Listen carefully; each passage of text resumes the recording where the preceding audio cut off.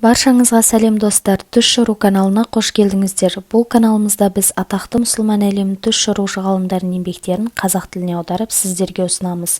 Сол себепті каналымызға тіркеліп қоңырауды басып қойыңыз. Бүгінгі түс шыруымыз түсімде қайшы көрдім деп аталады. Ал ендеше бастайық. Ибн Сириннің айтуынша, егер сіз түсіңізде кітап көрсеңіз, өте беделді адам екендігіңізді білдіреді деген.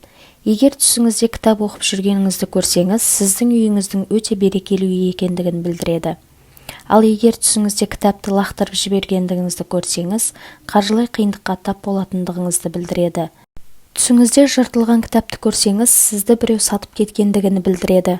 Түсіңізде жаңа кітап көрсеңіз, жұмысыңызда табысты болатындығыңызды білдіреді. Ер адам түсінде қолында кітап ұстап тұрғандығын көрсе, жұмыстағы ауыртпашылықтан кейінгі жеңілдікті білдіреді. Егер де түсіңізде кітап сатып алып жатқандығыңызды көрсеңіз, көп ақшаға ие болатындығыңызды білдіреді. Бойдақ қыз түсінде ашылып тұрған кітапты көрсе, өте жақсы адамға тұрмысқа шығатындығын білдіреді. Егер тұрмыстағы әйел түсінде күйеуінің оған кітап сыйлап жатқандығын көрсе, ол әйелге көп жақсылықтың келетіндігін білдіреді.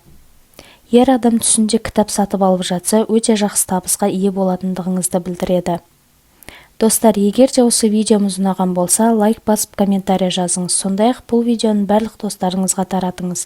Келесі видеоларымызды өткізіп алмас үшін каналымызға тіркеліп қоңырауды басып қойыңыз. Сау болыңыздар.